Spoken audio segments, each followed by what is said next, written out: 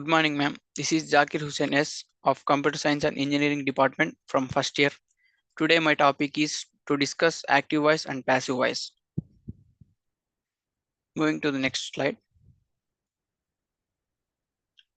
Here is the outline of the entire presentation. Introduction to voice. What is active voice? Characteristics of active voice. What is passive voice? Characteristics of passive voice. When to use active voice? When to use passive voice?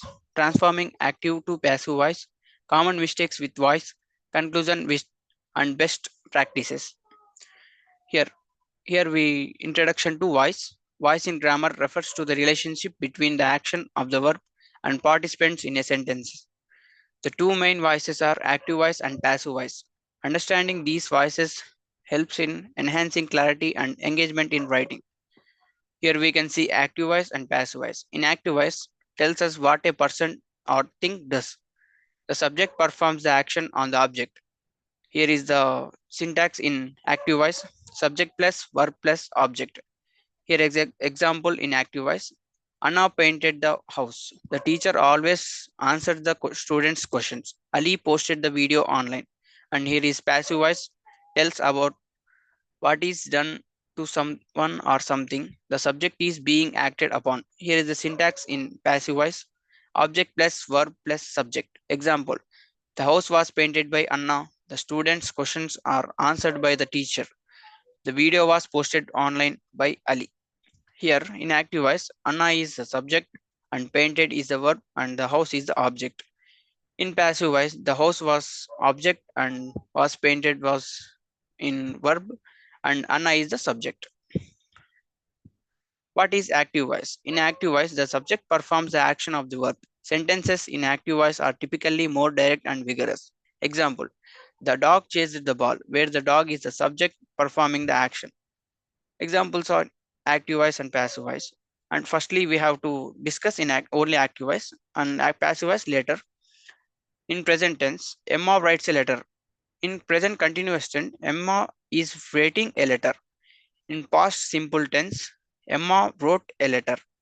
In past continuous tense, Emma was writing a letter. In present perfect tense, Emma has written a letter. In past perfect tense, Emma had written a letter. In future simple tense, Emma will wrote a letter. Characteristics of active voice. Active voice often leads to more concise and clear sentences. It engages the reader by emphasizing the door of the action. Writers are encouraged to use active voice for strangers and more impactful prose. Active voice and passive voice examples. We can see some more examples. In active voice, the dog chased the cat. John ate the sandwich. The teacher graded the exams.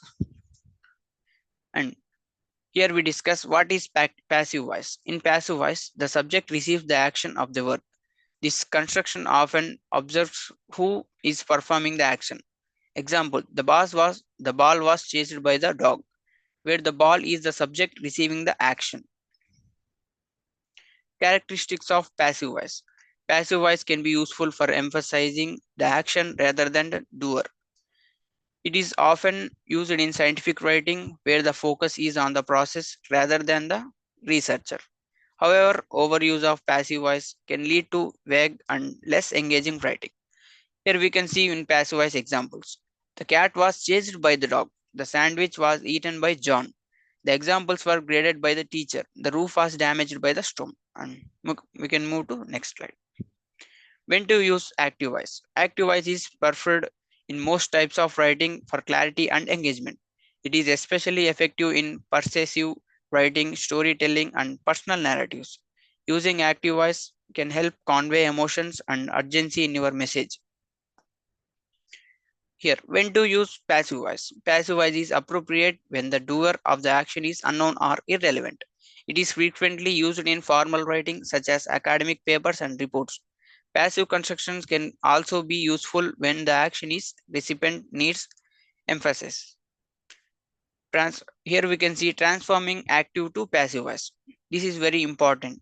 To change an active voice sentence to passive, switch the subject and object.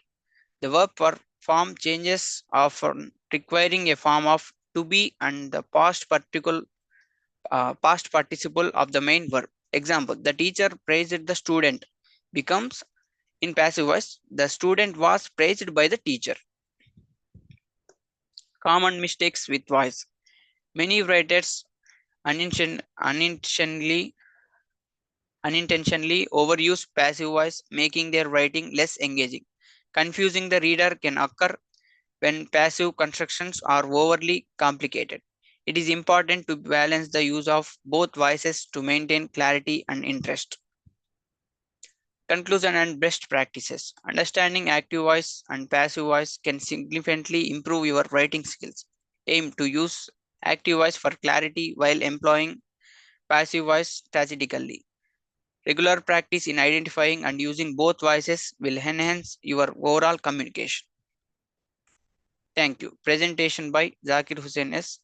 of Computer Science and Engineering Department from first year. Thank you.